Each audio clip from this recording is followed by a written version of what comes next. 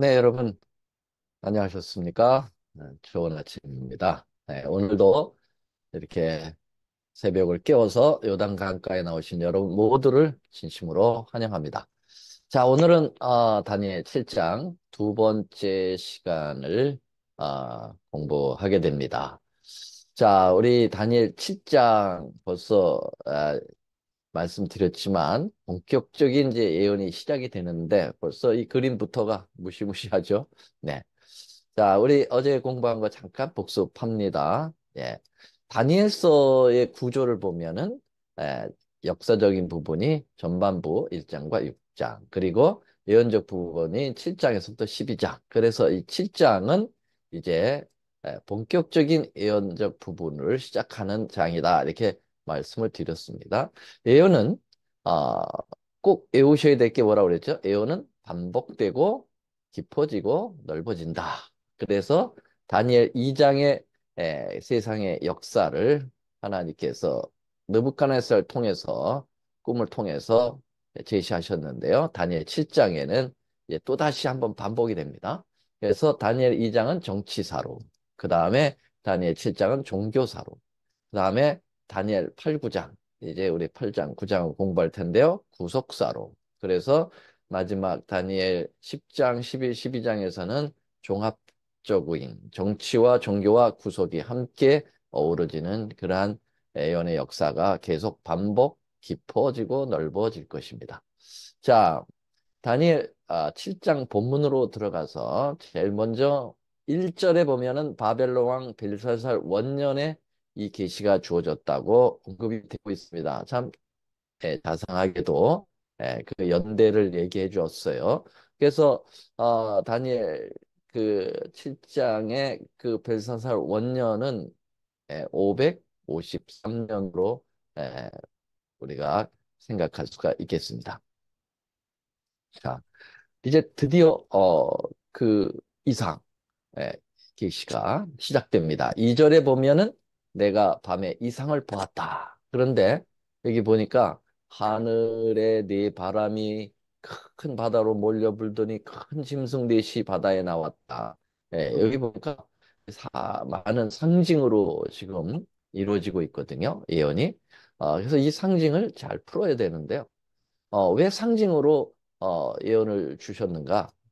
그 이유에 대해서 첫째, 예언을 보호하기 위해서고, 두 번째로는 예언 속에 나타난 사건들을 충격을 완화시키기 위해서고요.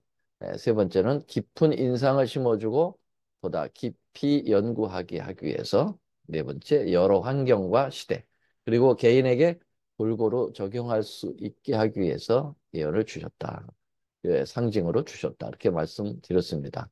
그래서 이 상징을 푸는 키를 드려야 여러분들도 함께 풀 수가 있겠죠. 그래서 성경이 성경을 해석하는 원칙에 의해서 이 상징들을 뭘로 풀어야 되느냐에 대해서 다른 성경에다가 주님께서 딱 표현해 놓으셨어요. 그 키를 오늘 여러분들에게 드리게 되면은요. 예언상에 바다가 나왔다. 그거는 많은 물들이 있는 것처럼 백성과 무리로 해석을 하도록 그리고 바람이 분다. 전쟁으로 해석을 하도록 그렇게 성경에 언급이 되고 있습니다. 그 다음에 짐승은 나라 왕들로 해석이 해야 되겠고요. 그 짐승의 머리는 그 나라의 왕으로 해석을 해야 될 거고 그 다음에 그 짐승의 머리에 뿔이 있다. 그러면 그 세력이 넘치는 역시 왕으로 표현하되 능력 있는 왕으로 그리고 날개가 있다 할 때는 아주 신속함으로 풀어야 된다. 이런 키를 드렸습니다. 그래서 다니엘 2장 이제 에, 이 상징을 이렇게 해석을 하면 되겠죠. 다니엘이 진술하여 가로되 내가 밤에 이상을 보았는데 하늘에 네 바람이 불었다. 전쟁이죠. 큰 바다로 많은 사람들이 있는 그러한 곳에서 큰 짐승이 나왔다. 이 네 번의 전쟁을 통해서 네 나라가 큰 백성 중에서 나왔다. 이렇게 해석하면 되겠습니다. 자, 그래서 제일 첫 번째 짐승은 역시 첫 번째 나라죠. 짐승이니까요. 희한한 짐승이 나왔습니다. 동물원에서 볼 수 없는 짐승, 뭐죠? 사자인데 독수리 날개를 달았다. 예, 딱 벌써 그 인상을 보면 굉장히 강한 나라라고 하는 것을 보게 됩니다. 지상에 가장 짐승 중에 왕이 있다고 하면 사자고요. 하늘에 날짐승의 왕이 있다면 독수리입니다. 이거 왕중 왕이죠. 대단한 세력을 가진 나라. 이것은 바벨론으로 표현할 수가 해석할 수가 있겠죠. 그래서 다니엘 2장과 다니엘 7장이 반복되고 있기 때문에 이렇게 비교할 수가 있겠습니다. 바벨론은 금에다가 머리 부분이니까 최상의 그러한 나라로 표현했지만 짐승으로는 다니엘 7장의 짐승으로는 사자와 이렇게 독수리를 연합시켜 놓은 모습을 보게 됩니다. 근데 실제로 바벨론을 독수리와 날개 달린 사자로 성경에도 표상되어 있고요. 그리고 바벨론 폐허를 에, 이제 발굴한 콜도베이에 의해서 발굴된 걸 보면은 수많은 그 건축물에 이렇게 사자와 독수리가 연합되어 부조로 나타나고 있는 모습을 어제 살펴봤고 또 어제 특별히 그 사이언스라고 하는 비디오 클립까지 보여드렸습니다. 자, 여기까지 공부를 했는데요. 어, 이 부분을 보면은요. 4절에 보면 첫째는 사자와 같은데 독수리 날개가 있더니 그 다음에 보세요. 내가 볼 사이에 그 날개가 뽑혔다. 그렇게 나와 있어요. 지금 내가 볼 사이에라고 하는 표현은 다니엘이 존재하고 있을 때에 이 나라가 날개가 뽑혔다. 그 말은 뭐냐면은 예, 망했다. 그런 말이죠. 예, 독수리가 날개를 뽑히면 추락하는 거 아닙니까? 그러니까 이 바벨론이라는 나라가 다니엘이 보는 가운데 망했다라고 예언을 하고 있는데 정말 그렇죠? 그래서 음, 우리가 다니엘 그 5장에서 이미 공부했습니다. 어, 벨사살 마지막 왕이 사살될 때 그때 누가 있었습니까? 다니엘이 있었어요. 다니엘이 그 손가락으로 나온 그 글씨를 해석하는 가운데 바로 고레스의 연합군이 쳐들어와서 벨사살을 사살시키고 바벨론이 끝났거든요. 그러니까 정확하게 내가 볼 사이에 그 날개가 뽑혔다라고 하는 이 말씀이 정확하게 성취가 이르게 된 거죠. 그리고 땅에서 들려서 사람처럼 두 발로 서게 되었다. 이 말은 뭐냐면 이 무기가 없는 가운데 맹수 앞에 있는 사람은 아주 연약하기 이를 데 없죠. 다시 말하면 이 바벨론이 완전히 이 약세가 되어서 결국은 망해 버렸다라고 하는 망해 버릴 것이라고 하는 예언입니다. 그래서 이 느부갓네살 왕이 세계를 제패한 지 BC 605년이었는데요. 70년도 못 돼서 기원전 539년에 다니엘이 지켜보는 가운데 페르시아가 맥없이 멸망하고 말았습니다. 자, 그래서 이 예언의 반복을 이렇게 보면은 한눈에 보일 수 있겠죠? 바벨론과 이 바벨론을 금머리와 사자와 독수리로 표현한 부분으로 볼 수 있겠습니다. 자, 두 번째 나라로 들어가겠습니다. 이제 반복이 되기 때문에 예언의 역사가 풀이가 빨라지게 될 겁니다. 여러분 잠깐 졸면 수백 년씩 날아갑니다. 정신을 바짝 차리고 우리의 세상의 역사를 헤집고 들어가겠습니다. 5절입니다.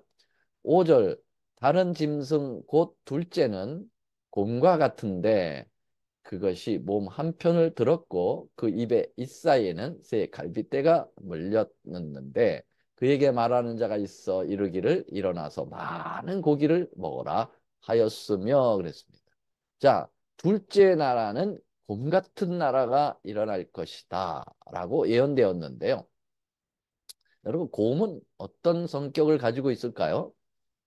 우리나라는 이 곰하면 미련 곰탱이 그래가지고 미련한 것으로 곰을 이렇게 표현하는데요. 사실은 곰은 미련하지 않아요. 곰이 재주를 얼마나 잘 부리는데요. 미련하기보다는 포악하죠. 곰에게 걸리면 나만 알 수가 없습니다. 대단합니다. 이 곰의 이 발로 한 번 치면 1톤의 그러한 힘으로 내리치는 것과 같다고 합니다. 그만큼 아주 무서운 짐승, 걸렸다면 갈기갈기 모든 것을 찢어버리는 아주 잔인한 짐승인데요. 이 두 번째 짐승이 그런 잔인한 나라라는 겁니다.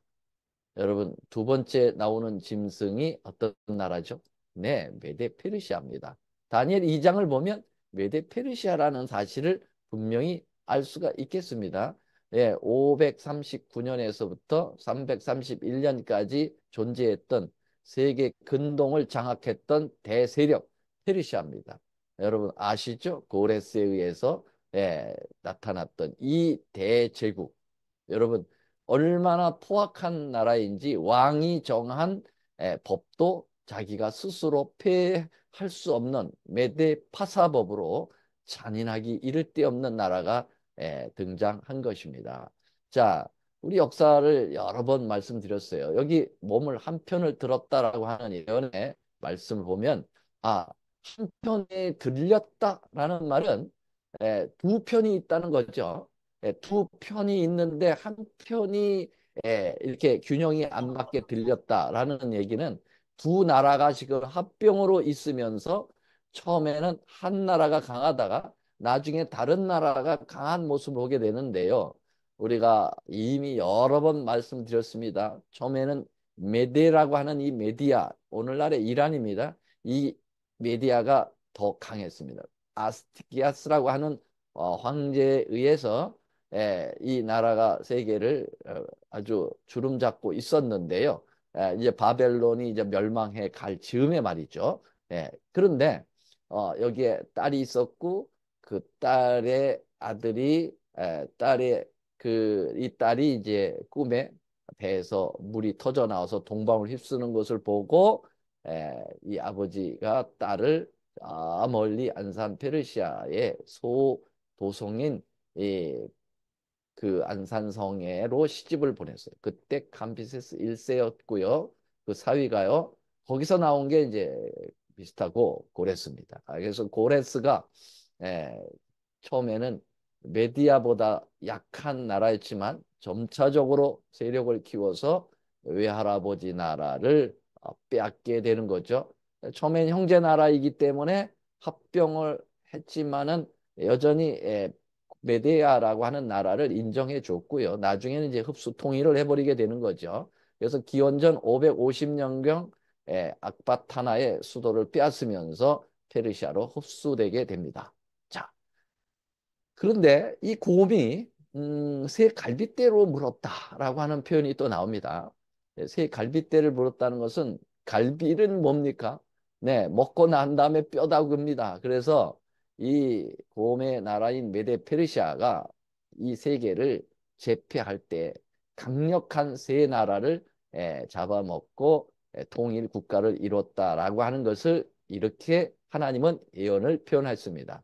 실제로 페르시아는 547년 BC에 리디아를 정복합니다.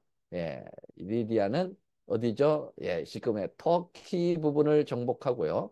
그 다음에 기원전 539년은 우리가 잘 아는 대로 바벨론이 이제 힘들지 않게 정복당합니다. 왜냐하면 스스로 술잔치, 여자잔치 하다가 멸망했잖아요. 벨사살이.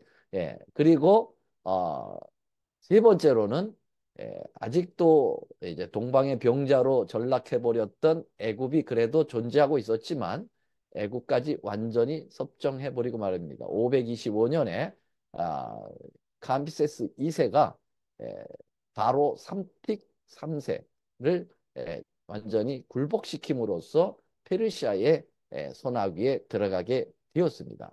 이래서 바벨론 당시보다 더 넓은 영토를 확보하면서 엄청난 제국의 그 나라들을 하나씩 다 집어삼키는 정말 고음이 잔인함을 가지고 그 엄청난 공격을 하듯이 그런 사륙의 전쟁을 치르면서 세계를 정복한 나라 페르시아라고 하는 나라 메데 페르시아. 네, 그래서 이렇게 볼 수가 있겠죠. 네, 사자, 그다음에 곰나라는 메데 페르시아. 네. 두 팔의 연합으로 다니엘 2장에서는 표현했지만은 다니엘 7장에서는 한 편이 들렸다라고 하는 두 편을 또다시 언급하되 좀 더 깊어지죠. 좀 더 자세하게 예언이 성취가 되게 되는 것입니다. 자, 다음 세 번째 짐승입니다. 세 번째 짐승은 네, 표범인데 머리가 네 개고 날개가 또 있습니다. 날개도 네 개나 달았습니다. 이 짐승 또한 아, 동물원에서 볼 수 없는 특별히 다니엘 예언서에서만 나오는 짐승입니다. 네, 엄청난 짐승이 나왔습니다. 자, 표범은 어떤 성향을 가지고 있을까요? 네, 사자는 왕적인 기질, 그 다음에 곰은 잔인한 기질, 표범은 날쌘 기질을 가지고 있습니다. 여러분, 짐승 가운데 가장 빨리 달리는 짐승을 꼽으라면은 치타랍니다. 이 표본과 치타인데 치타가 여러분 얼마나 달리냐면 시속 120km 달린답니다. 고속버스와 함께 달리면 맞먹는다는 거죠. 대단히 빠른 짐승이죠. 그러니까 이 세 번째 출현하는 이 나라는 굉장히 빨리 왔다가 빨리 가는 나라로 아주 그리고 정복을 신속하게 하는 그러한 성향을 가진 나라다라고 감을 잡을 수가 있겠습니다. 자, 그러면 세 번째 나라는 다니엘 2장과 비교해 보면 어느 나라죠? 네, 헬라 그리스입니다. 예, 바로 어느 왕이요? 알렉산더 왕이 대왕이 이끄는 나라죠. 이 젊은 친구 20세 왕이 돼가지고 그 아버지 필립 2세에 의해서 왕이 된 이후에 그 다음에 그 아, 발칸반도를 2년 만에 다 섭정하고 그 다음에 그 젊은 나이 22살의 나이에 그는 여기 헬레스폰드 해협을 건너는데 왜요? 이 헬레스폰드 해협은 여기 동방과 그리고 서방이 갈라지는 경계 해협입니다. 다시 말하면 유럽에서 아시아 정복을 위하여 이 젊은 친구 알렉산더가 지금 이 해협을 건넜는데요. 여러분 군자금 70달란트, 고작 4만의 군대를 이끌고 긴 총동창을 가진 팔랑스 기병대를 앞세워서 파죽지세처럼 지금 여기 CP줄이 보이는 것처럼 이 알렉산더가 걸어간 길인데요. 이 엄청난 이 대장정의 역사를 시작합니다. 예, 334년에 이 해협을 건넜고 333년에 여기 이수스 전쟁에서 페르시아와의 1차 전쟁을 거치고 대승을 거두고 계속 어디까지 왔습니까? 예, 여기 예루살렘을 거쳐서 에집트까지 내려왔고요. 에집트에서 자기 이름을 따서 알렉산드리아라고 하는 도시를 형성하고 그리고 다시 올라갑니다. 332년, 331년에 여기 이 알벨라 강가에서 이제 마음 먹고 한번 다시 싸움 붙어보자고 하는 다리오 3세가 이끄는 페르시아 대군 100만의 군대와 4만의 군대가 붙습니다. 이 알벨라 강이라고도 하고 어떤 역사에는 가멜가우라라고 하는 강입니다. 이 강에서 대승을 거둡니다. 100대 4의 싸움에서 4가 이기는 거죠. 그래서 알렉산더는 계속해서 이 싸움을 예, 계속해서 어디까지 올라갑니까? 이쪽 죄송합니다. 힌두쿠스 여기가 이제 에베레스트가 있어요. 이 힌두쿠스 산맥까지 가서 서론에서 싸움이 되고 계속 동진하다가 결국은 이 인더스강 유역에서 회군하게 됩니다. 힘이 없어서 회군하는 게 아니라 홈시크에 걸려서 다 고향 보고 싶다고 이제 그만 나라 따먹고 돌아가자. 예, 장군들이 와서 호소를 합니다. 그래서 알렉산더는 더 가고 싶었어요. 만약에 더 왔으면 아마 우리나라까지 왔을 거예요. 동쪽 북쪽으로. 그런데 돌아갑니다. 돌아가서 어디까지 갔을까요? 이 바벨론에 개선 입성합니다. 여기에서 그는 술과 여자로 놀아나다가 33세 젊은 나이에 요절을 하게 되면서 이 거대한 제국을 자기의 후대에 넘겨주지 못하고 숨을 거두게 되는 찰나인데요. 그 다음에 성경은 뭐라고 예언하고 있습니까? 이 머리가 넷이다. 이 치타가 머리가 넷이다. 머리가 넷이라는 말은 결국 이 나라가 망해서 네 나라로 갈라질 거다라고 하는 예언입니다. 놀라운 예언이 되어 있습니다. 정말 그렇습니다. 알렉산더가 이제 습지열이라고 하는 고열에 시달려 죽어가고 있을 때 장수들이 몰려왔습니다. 몰려와서 대왕, 이 엄청난 제국을 형성해 놓고 가시려고 하십니까? 이 나라는 누가 이 나라를 당신이 가고 난 다음에 이 나라를 치리해야 됩니까? 이렇게 물었을 때 알렉산더가 이렇게 얘기했다고 그래요. 힘센 놈이 가져라. 왜냐하면 전쟁에 미쳐가지고 결혼을 했지만 아기가 유복자로 있는 상태에서 죽게 되는 거죠. 그래서 뭐 뱃속에 있는 아들에게 아, 이 정권을 넘기라고 하면 말도 안 되는 소리죠. 그래서 힘센 놈이 찾아가라 라고 얘기하고 죽었다고 그래요. 그래서 누가 더 힘이 센가 장수들끼리 싸움이 붙었습니다. 그 중에 이제 가장 그 힘센 친구가 누구였냐면 안티고노스라고 하는 친구인데요. 이 안티고노스가 자기가 알렉산더 대왕을 계승한 통일 대제국을 주장하는 존재라고 나서게 된 거죠. 그러나 에, 그걸 인정하지 않습니다. 여러 장수들이 12년 동안 서로 내란을 겪으면서 이 전쟁의 안티고노스는 이제 살해당하고 네 장수에 의해서 나라가 쫙 사분열됩니다. 예, 하나는 갓산도 장군에 의해서, 하나는 리시마쿠스 장군에 의해서, 하나는 셀리쿠스 장군에 의해서, 하나는 프톨레미마우스 장군에 의해서 이렇게 네 장수로 나누어지게 되는 거죠. 그래서 여러분 다니엘 7장의 예언은 정확하게 성취를 이루게 되었어요. 힘센 아주 날랜 그 알렉산더의 그 표본과 같은 나라가 머리가 네 개로 나누어지게 되는 것입니다. 역사는 이렇게 얘기합니다. 예, 보스포드 그리스의 역사 318, 319쪽에는 기원전 301년에 있었던 입수수 전쟁은 알렉산더 제국이 로마의 세력에 들어가기까지 그 제국의 역사를 결정지은 것으로 고대에 있어서 가장 중요한 전쟁들 가운데 하나였다.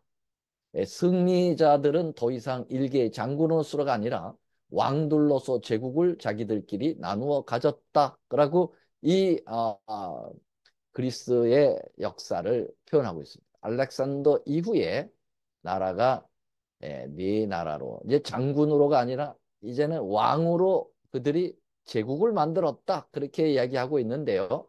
예. 좀 더 자세히 볼까요? 이 카산더라고 하는 장군은 마게도니아 그리스, 다시 말하면 이제 알렉산더 고향이죠. 그쪽 지역에 그 분할하여 왕으로 등극했고요. 그 다음에 리시마쿠스는 트리키아, 소아시아 대부, 지금 터키 부분을 장악하면서 리시마쿠스 제국을 만들었고요. 그 다음에 셀류쿠스 왕조는 페르시아의 제국의 대부분 소아시아 일부, 시리아 북부, 메소포타미아 동방 지역까지 삼켰습니다. 그래서 나중에는 이 셀류쿠스 왕조가 시리아 왕이 되게 되면서 다니엘 11장에는 북방왕으로 자리하게 됩니다. 그리고 남쪽으로 더 남쪽으로는 이 프톨레미라고 하는 장군이 프톨레미 왕조를 만드는데요. 이 애굽, 팔레스틴, 시리아 일부분을 차지합니다. 그래서 이 나라가 이제 뭐 에집트의 그 전신인데요. 결국은 이 프톨레미 왕조가 남방왕을 유지하면서 북방왕과 남방왕이 이제 다니엘 12장에 언급이 되고 있습니다. 자, 제가 고등학교 때 사용한 지리부도를 잠깐 소개해 보겠어요. 이 지리보도에 보면은 알렉산더 대왕의 영토 분열하고 나와 있습니다. 그 재밌게도 여기 이 부분이 바로 이 카산더라고 하는 이 왕국에 의해서 관련되어 있다고 하는 것이 어, 지리 부도에 나와 있었고요. 그 다음에 두 번째로는 여기가 리시마쿠스령입니다. 그리고 세 번째가 여기 셀류쿠스령 가장 큰 영이고요. 그 다음에 네 번째가 여기 애굽 프톨레미마우스라고 하는 요 지역입니다. 야, 제가 말이죠. 고등학교 때 공부하던 이 지리부도에 이미 알렉산더 대왕 영토 분열에 대하여 사분열됐음에 대하여 공부했더라고요. 야, 그래서 어쩌면 이렇게 성경에 정확하게 예? 이 그리스 나라가 이렇게 네 개 나라로 분열될 것에 대해서 이렇게 예언을 하셨는 거. 놀라운 일이죠. 네. 이거보다 더 확실할 수가 있을까요?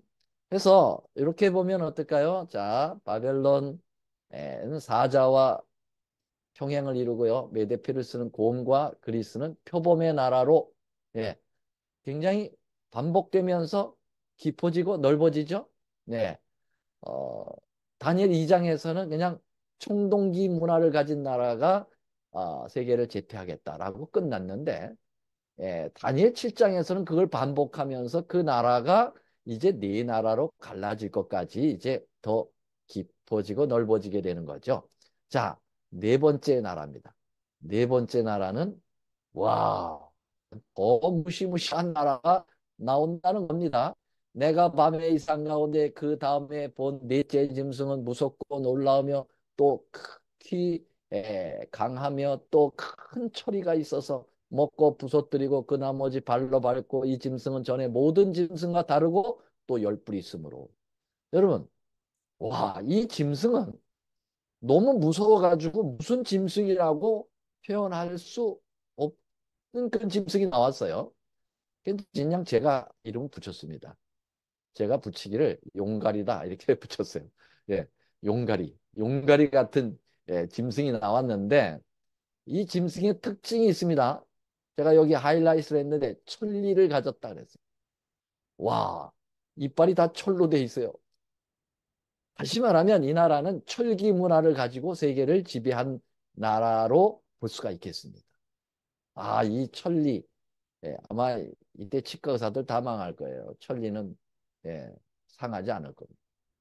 자, 근데 여러분, 요 네 번째 나라니까 요렇게 다니엘 2장과 연결해 보면 예, 평행이 이루죠. 왜냐하면 다니엘 2장에서는 두 다리가 철로 된 다리라 그랬어요. 로마죠, 로마. 예, 철기물을 가지고 해가 지지 않는 나라를 만든 대단한 제국. 네, 이 철 방아에 다찌움을 당했죠. 네, 이 철각에 의해서 다 짓밟힘을 당했죠. 그런데 이 다니엘 7장에서는 천리를 가진 용가리 같은 짐승이 사정없이 여기 보세요. 7장 23절에 아예 해석을 해 주십니다. 하나님께서 모신자가 이처럼 이르되 넷째 짐승은 곧 땅의 넷째 나라다. 그랬죠. 그래서 짐승은 나라로 풀어야 된다는 것이 여기 나오는 것입니다. 넷째 짐승은 곧 땅의 넷째 나라인데 이는 모든 나라보다 달라서 천하를 삼키고 밟아 부숴뜨릴 것이다. 와, 그러죠? 그래서 철다리, 천리 딱 평행이 맞는 거죠. 와, 정말 놀라운 일이에요. 로마 제국의 철같이 강한 군대와 정복력을 의미하는 것을 보게 됩니다. 제가 성지 여행을 가다가 이태리 로마를 들렸습니다. 거기 이태리 로마에 박물관이 많이 있더라고요. 박물관에 갔더니 옛날에 자기의 로마 나라에 있었던 모든 무기들을 다 그 박물관에다가 진열해 놨는데요. 놀랍게도요. 다 철이에요. 철투구, 철칼, 철창, 다 철병거, 다 철로 돼 있더라고요. 하나님께서 어떻게 이 청동기 문화의 나라가 끝나고 난 다음에 철기를 가진 나라가 세계를 지배할 것을 정확하게 예언을 하신 것이죠. 놀라운 일입니다. 네. 그래서 로마는 예, 주전 168년 6월 22일 알렉산더 사후 144년 되던 그때에 피드나 전투에서 바로 그리스를 완전히 제압하고 세계의 강자로 들어서게 된 것입니다. 에드워드 기본스라고 하는 로마 제국의 쇠망사를 쓴 이 세상의 역사가도 다니엘 2장을 잘 공부했나 봐요. 나라의 왕들을 나타내는 금과 은과 노새 우상들은 철의 제국에 의해서 멸망했다. 철의 제국 로마에 의해서 영속적으로 깨졌다라고 다니엘 7장을 완전히 입증해 주고 있습니다. 네. 여기 뭐 공화국의 이 로마 공화국의 군대는 전투에서 종종 진 적이 있지만 전쟁에는 언제나 승리하면서 유프라테스강, 다뉴브강, 라인강 대양을 향하여 빠르게 진군해 나갔다. 이 로마 사람들은 얼마나 전투에 강했는지 그 다리를 건너서 싸우면 다리를 끊어버리고 싸웠다 그래요. 뒤로 태각이 없다. 앞으로 죽든지 살든지 앞으로 가야 된다. 칼은 작았지만 작으면 한 발 더 가까이 가서 찌르라 라고 하는 그런 용맹성을 보이면서 세계를 장악했습니다. 거의 500년 동안 세계를 장악했습니다. 그리고 황제들을 황제 자기가 신이라고 해서 황제 숭배 사상까지 이끌어내면서 말이죠. 여러분 이게 로마가 잡아먹은 나라예요. 네. 대단하죠? 여기 지중해를 사이에 두고 말이죠. 영국서부터 시작해서 이쪽 스페인, 포르투갈까지 다 해가지고 이쪽 어디예요? 터키 지역이죠, 오늘날에. 그리고 여기 예루살렘 지역이죠. 그 다음에 아프리카 북부까지 다 잡아먹었어요, 이 로마가. 네, 대단하죠. 이 천리에 누구도 찍히셨는가? 바로 우리 예수님께서도 천리에 찍히신 것이죠. 바로 예수님을 십자가에 못 박은 존재들이 로마 병정들이었어요. 그래서 예수님의 십자가에 찌른 그 못은 메딘 롬입니다. 로마죄입니다. 그래서 이 천리에 예수님도 찍히셨다고 하는 사실이죠. 자, 오늘은 여기까지 말씀을 드리겠습니다. 이렇게 엄청난 맹수에 의해서 세계의 역사가 다시 한번 반복하여 정확하게 예언을 해주신 우리 하나님께 영광을 돌립니다. 자, 이제 여러분 중요한 거는 요 이후부터 나옵니다. 사실은 다니엘 7장의 포커스는 이 네 짐승이 아니에요. 요 네 짐승 마지막 네 번째 짐승에서 나오는 열뿔. 요게 이제 열뿔 사이에서 나오는 리틀 홀, 작은 뿔이 사실은 이 다니엘 7장에서 말하고자 하는 핵심입니다. 여러분 내일 그 장면이 나오는데요.